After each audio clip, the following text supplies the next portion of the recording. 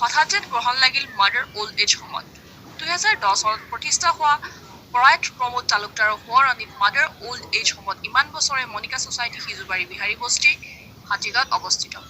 ইমান দিনেই ঠিকে চলি আছিল, কিন্তু সোমবাৰে হঠাৎ আত্মহত্যা চেষ্টা কৰা বৃদ্ধাশ্ৰমৰ সভাপতি উৎপল কুমাৰ নমস্কাৰ জনাইছোঁ।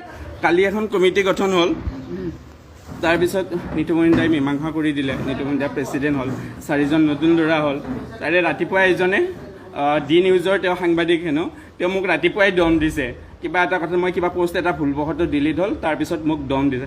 এতিয়া নতুন মেম্বাৰখিনিয়ে যদি মোক এনেকৈ দম দি থাকে মই কেনেকৈ কাম কৰিম? কাম কৰিবলৈ মানুহৰ এটা আন্তৰিকতা লাগে।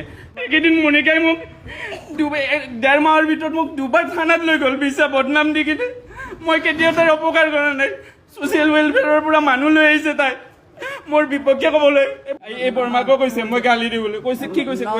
মই কৈছোঁ এদিন ধমকি দিছিল, তাৰপিছত মই কৈছোঁ কি এতিয়া মোক বহুত মৰম কৰে, একেবাৰে দাঙি দাঙি ৰাখে, বিৰাট মৰম কৰে। আগত আমাৰ ঘৰখনত কেতিয়াবা গালিও দিম, কেতিয়াবা মৰমো, কিমান মৰম কৰোঁ। বৰ্মাক আকৌ সোধক, আশ্ৰমখন ভাগ হৈ যাবানে মোৰ লগত? আমি উৎপলকাই নিলো, আমি চবে যাম। কমিটি আজি নাথাকো, তোমাৰ লগত যাম। কমিটিৰ লগত নাথাকো, আমি কমিটিৰ লগত নাথাকো, তোমাৰ লগত যাম। লক্ষ্মী বাহু, আমি তোমাৰ লগত যাম। মনিকাই মোৰ ওপৰত কেছ দিছে, আকৌ কালি ধমকি দি কৈছে, আকৌ বোলে মানা দি কেছ দিব। ময়ে ল পঢ়াইছিলোঁ, MA পাছ কৰা, MA ময়ে এডমিশ্যন দিছিলোঁ, কিন্তু তাই এতিয়া ল 2বাৰ মোক 1.5 মাহৰ ভিতৰত। তাইৰ হাজবেণ্ড নতুনকৈ আৰু এজন ল'ৰাৰ লগত তাই কোৰ্ট মেৰেজ হৈছে এতিয়া, মাৰোৱাৰী ল'ৰা এজনৰ লগত। সি নোচোৱাই থাকে, সি যি কয় তাকে শুনে।